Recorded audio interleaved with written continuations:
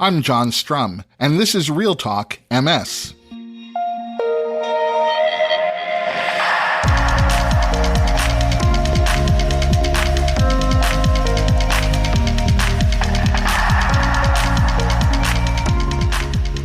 It's March 21st, and we have a lot to talk about. I want to take just a minute to mention that this is the 290th episode of Real Talk MS. So we're just 10 episodes away from episode number 300, which feels like a milestone. And in a world where you can choose from among 5 million podcasts, I appreciate every one of you who have put Real Talk MS among the top 1% of all podcasts and kept it there for the past couple of years. It's also a world where 75% of the podcasts that are launched fail within the first 12 months. So just in case I haven't said it lately, thank you for continuing to be a part of the Real Talk MS listener community. Your emails, texts, and messages are all important. So if you haven't gotten in touch in a while, you can always email me at johnstrum@realtalkms.com, or you can call our listener hotline at area code 310-526-2283 and leave a voicemail. I do my best to respond to every email that I receive, and I'll admit that there are weeks when it takes me a while to get to all of them. But if you email me, you'll get a response. I always think of this podcast as a collaboration, a conversation between us. So please don't hesitate to share your feedback, questions, or suggestions for future episodes. And if you didn't catch it just now, you can find all of my contact information in today's show notes. Oh, and for those of you who follow Real Talk MS through an app like Apple Podcasts, and the app shows that there were already more than 300 episodes of the podcast, a word of explanation is probably in order. When I count episodes, I count the regular, weekly Real Talk MS episode that you're listening to right now. But I also release bonus episodes throughout the year. So these bonus episodes of Real Talk MS exist. They're certainly part of the content that I produce, and an app like Apple Podcasts is going to count them as just another episode. But as the name implies, they're bonus episodes and not your regularly scheduled Real Talk MS programming. So I draw a distinction between the two when I'm counting episodes. I guess it's just my own slightly neurotic or perhaps slightly OCD habit, but that's how I count episodes. And by my count, we're 10 episodes away from episode number 300, and we're going to have to think of something special to do for that one. Just a couple of weeks ago, I was in Washington, D.C., participating in the National MS Society's Public Policy Conference. I can't tell you how great it was to be back with a couple of hundred MS activists as we flooded the halls of Congress, visiting hundreds of legislative offices to talk about federal funding for MS research and improving accessibility on airplanes.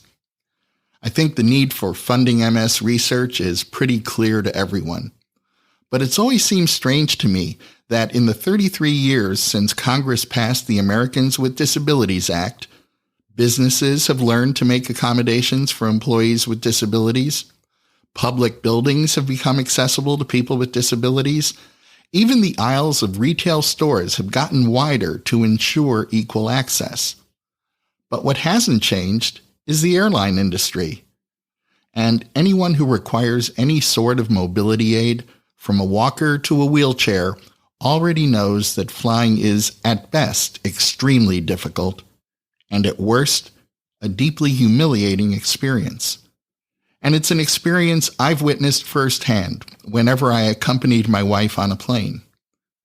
As a country, we can do better, because we've done better in making buses, subways, and trains more accessible. It's time for the airlines to join every other part of our transportation system and make their airplanes accessible to everyone. So I was especially glad this year to see MS activists asking our legislators to support the Air Carrier Access Amendment Act. But I don't want you to think that advocacy is only about having these conversations. At the end of the day, it's about getting results that improve the lives of people living with MS. Joining me today to talk about how advocacy drives real change are Holly Pendell, the Associate Vice President of Advocacy at the National MS Society, and MS activist Angel Hardy Heinz. But before we get to my conversation with Holly and Angel, there are a few other things that you should know about. Since we're talking about advocacy, I want to remind you that the National MS Society's virtual MS Activist Rally takes place next week on March 28th from noon to 3 p.m. Eastern Time. If you're ready to collaborate and drive change through advocacy, then you want to be sure to register for this event. You'll hear from keynote speakers, including my friend, artist Lydia Emily. You'll have time to connect with other MS activists. There will be opportunities to communicate directly with your elected officials online, and you'll learn more about policies that are moving on Capitol Hill. A couple of weeks ago, Barry Talenti, the MS Society's Executive Vice President for Advocacy and Healthcare Access, joined me on the podcast, and after our conversation that day, I asked her about the MS Activist Rally. Here's what Barry had to say. Well, we're super excited to have the MS Activist Rally for the first time this year. And this is a place for people to engage, connect, learn, and take action on a priority issue that's important to the MS community.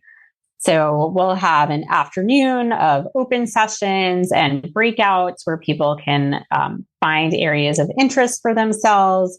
There'll be ways to interact and engage with other activists who are online. And we really hope that this is an engaging and welcoming event for people at all levels of MS activism. So there'll be things that speak to people who are brand new to being an MS activist, and there'll be things that speak to people who've been long engaged in our MS advocacy efforts. But it's a welcoming event, and we hope to see lots of people there with us on March 28th. So how or where can someone sign up to participate in the activist rally? Yeah, it's a great question, and we hope to have lots of people join us. So there's some information on the Society's website about it. You can also find information on about the rally on the MS Activist Twitter account. And of course, John will include some information about how to sign up for the rally in his show notes. So make sure that you check out one of those areas and come join us on the 28th. As Barry just mentioned, you can find the link to register for this virtual event in today's show notes. Results from a study that will be presented next month at the American Academy of Neurology annual meeting show that people living with MS who follow a Mediterranean diet are about 20% less likely to develop cognitive issues. As a quick refresher, a Mediterranean diet is high in fruits, vegetables, whole grains, nuts, and fish, and it relies on olive oil as the main source of fat. The diet limits your consumption of red meat, highly processed foods, and baked goods. And previous research has shown that this type of diet also delivers heart-healthy benefits. This particular study involved 563 people living with MS. And after completing a battery of cognitive tests, 13% of the study participants who were part of the group following the Mediterranean diet showed cognitive impairment, while 34% of the study participants who were not following the Mediterranean diet showed cognitive impairment. More than half the people living with MS develop cognitive issues, so better understanding how making a lifestyle change might help someone with MS avoid developing cognitive dysfunction is important. I'm looking forward to talking with this study's principal investigator next month at the American Academy of Neurology annual meeting, and you can look forward to hearing that conversation. In the meantime, if you'd like to review the details of the study, you'll find a link in today's show notes.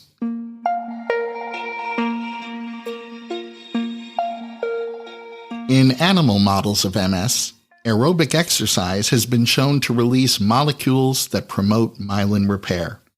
And a clinical trial is underway at Oregon Health and Science University to determine whether that may also be the case among people who are living with MS. Specifically, this trial is testing whether a regular routine of riding an exercise bike for 30 minutes, 3 times a week for 6 months will regenerate myelin by activating the same circuits in the brain that are important for walking, balance, and physical activity. The study's principal investigator has also said that it may be possible that aerobic exercise will maximize the effectiveness of the myelin repair medications that are currently under development. Previous research has already demonstrated that people living with MS at every stage of the disease can benefit from exercise. It's going to be interesting to see whether those benefits may extend to actual myelin repair and the restoring of lost function. Results of this clinical trial are expected in 2024, and you can be sure we'll be sharing them with you. If you're living with progressive MS, you won't want to miss the global webcast hosted by the International Progressive MS Alliance that's taking place tomorrow, March 22nd at 11 a.m. Eastern Time. The title of the webcast is Developing Treatments for Progressive MS, and you'll hear from a panel of international experts who will review the current state of treatments for progressive MS, active clinical trials that may provide new solutions, and research efforts to develop breakthrough treatments to ultimately end MS progression. You'll find the link to register in today's show notes, and I'd recommend registering even if you can't view that live webcast. That way, you'll get an email with a link to watch the video replay of what promises to be a highly informative presentation. If you know a high school senior or a post-secondary education student who is affected by MS, they may qualify for an Oscar the MS Monkey scholarship. This program is open to students who have MS or a similar diagnosis, or have a parent or sibling who has MS or a similar diagnosis. Oscar the MS Monkey is an organization dedicated to helping reduce the life-changing realities of pediatric MS by providing age-appropriate resources, advocacy, and community. And if you're like many high school seniors or college graduates, one of your most valuable resources is financial support to help you continue your education. Oscar began awarding academic scholarships in 2021, and the high school senior or college graduate you know could very well be one of this year's scholarship recipients. You'll find a link to the scholarship application in today's show notes, and I hope you'll share that link with every high school senior or college graduate affected by MS that you know. It's exactly what Oscar the MS Monkey would want you to do. Applications for an Oscar the MS Monkey scholarship must be postmarked no later than April 30th, 2023. One more thing an involved citizen like Oscar would want you to do is participate in MS Advocacy, because Oscar has probably heard me talk about how personally empowering advocacy can really be. Joining me in a moment to talk about how advocacy makes a real difference in the lives of people living with MS and why you'll want to get involved are my guests, Holly Pendell and Angel Hardy Heinz. If you're a regular listener, you may have heard me say this before, but it bears repeating. I believe that the things that people affected by MS want the most, access to quality health care, access to affordable medications, and funding for MS research, are all functions of public policy. When it comes to providing access to health care, reining in the skyrocketing cost of MS medications, and investing in the research that's going to bring us closer to a cure, our state and federal elected representatives are the gatekeepers. They vote on the policy measures that directly affect the care and quality of life for families impacted by MS. That's why being an MS activist has always been so important to me. And today I'm happy to welcome Holly Pendell, the National MS Society's Associate Vice President of Advocacy, and Angel Hardy Heinz, a member of the Illinois Government Relations Advisory Committee and chair of the National MS Society's Activism Advisory Committee. Holly, Angel, welcome to the podcast. Thank you, John. Happy to be here. Thanks, John. Holly, maybe you can start us off with a definition. How do you define advocacy, and why is it important?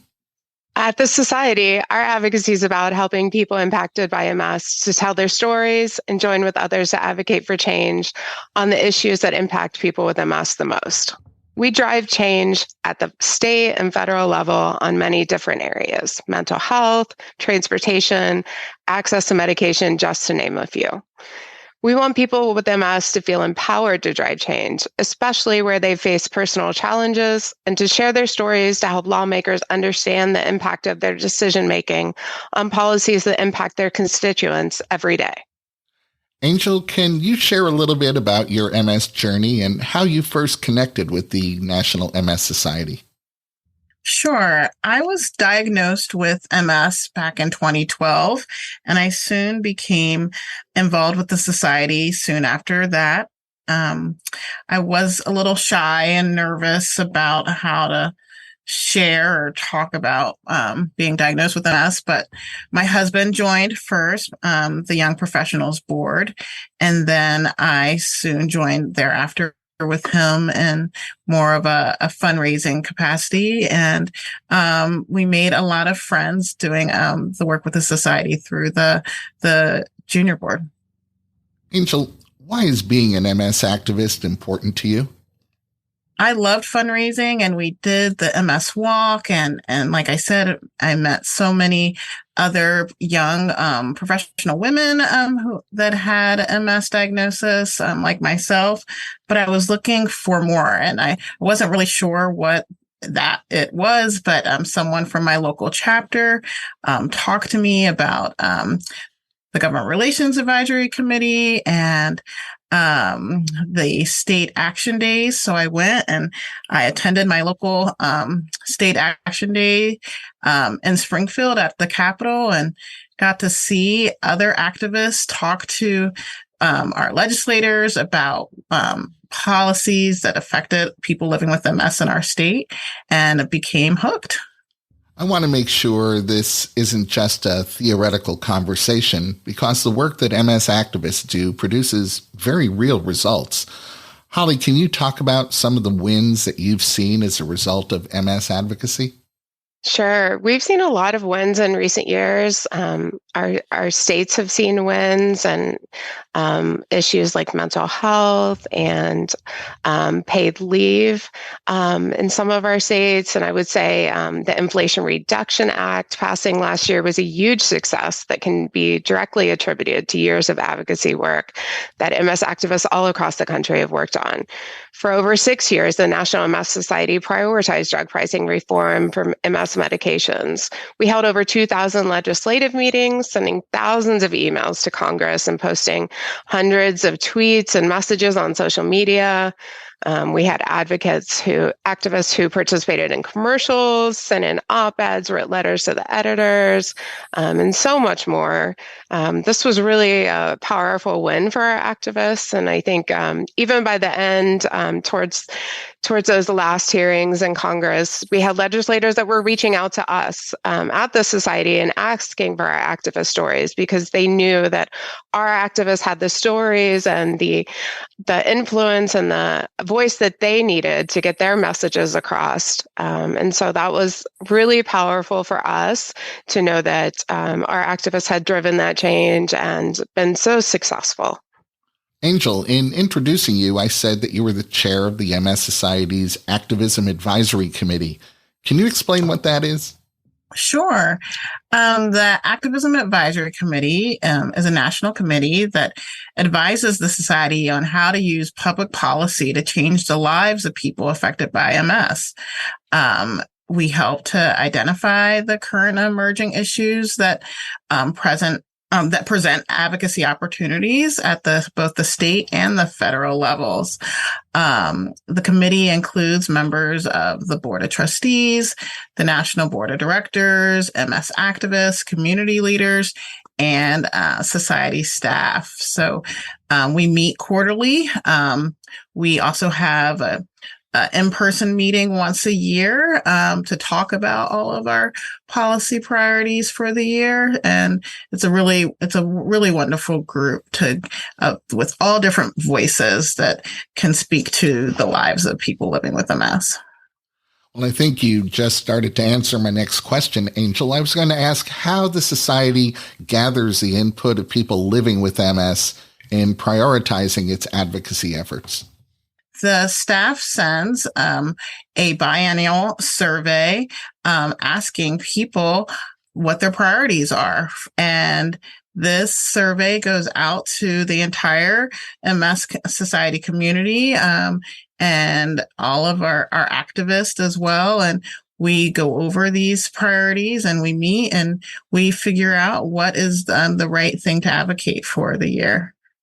Well, Holly, what are the current priority issues or policies that we're focused on that are going to impact people living with MS? And how is the MS Society involved in these issues?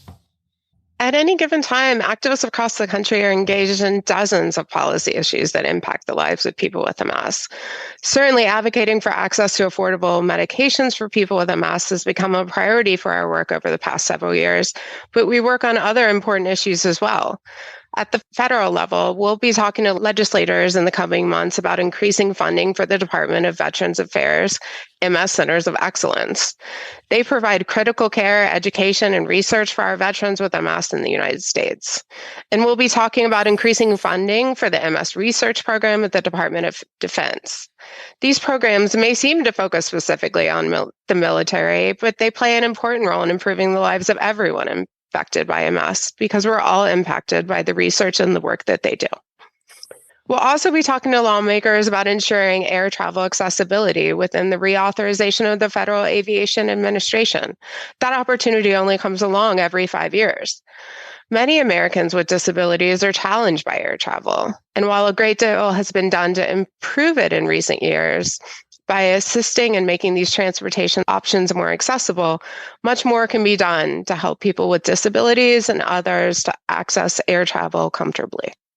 Angel, I'm wondering if you can tell us about an experience you've had as an MS activist that really made an impact on you. I always like to share my experience advocating for the Affordable Care Act. That was one of my first times going to DC as an activist with the MS Society. And it was really amazing. There were hundreds of us activists that were at the Capitol meeting with legislators across the country. And not only did I feel that we were making change for people that live with MS, but we really did affect change for all people in our country to allow for quality, accessible, affordable care. And so I was so inspired and felt so proud of the work that we did there as activists that it really was a pivotal moment for me. After that, I was hooked in the policy area, made a career change, went back to grad school for a public policy degree, and really believe that experience as a MS activist led to my career change with me now working in public policy full time with the Christopher and Dana Reeve Foundation. So I've been truly blessed to be an MS activist. Holly, there are a lot of people listening to our conversation. How can they get involved in advocacy? Absolutely. We often talk about the ladder of engagement in our advocacy work, and we love to say that there are MS activists that can get engaged at any level of that ladder. So no matter your time commitment or your interest level, there's a place for you. The most simple way to engage would be by becoming a part of our MS Activist Network, and by signing up, you'll receive updates about upcoming events, opportunities, and you'll learn about opportunities to take action and reach out to your legislators about important bills or policy issues that are coming up. This will allow you to receive short alerts from us, letting you know that legislators need to hear from you on important issues. We do all the work. We provide an email for you to send. You simply enter your information, and we just ask that you personalize that email with a few sentences about how that policy issue impacts you. And by personalizing it, you make that issue so much more important to that legislator. You let them know how their constituents are personally impacted by it, and that So important for them to hear. From there, if you have an interest or more time to commit, we have other volunteer roles at the state and federal level where you can advise on the issues that we work on and build relationships with your local congressional representatives. The congressional program that we offer is called the District Activist Leader Program. And there's more information about that on our website. But basically, you're your congressperson's connection to the society and to multiple sclerosis.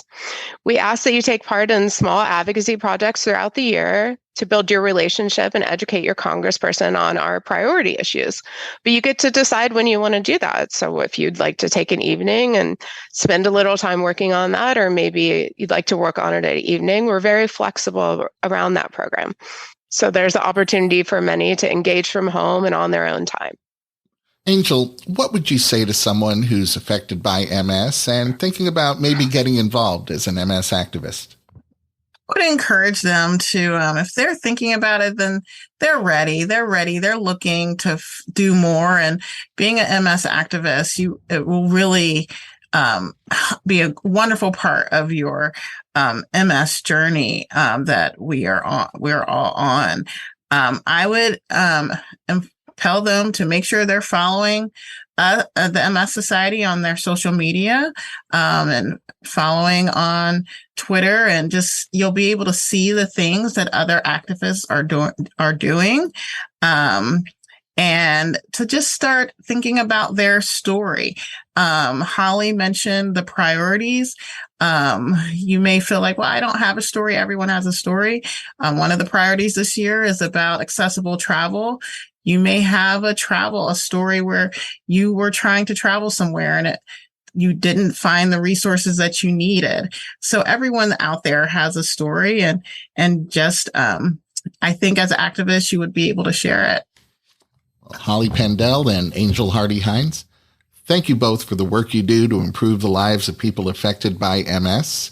And thanks for talking with me today. Thank you, John. Thanks, John. That's going to wrap up this episode of Real Talk MS. Real Talk MS is powered by the National MS Society. And you can share this episode of the podcast by letting your friends or family members know that all they have to do is point their web browser at realtalkms.com/290.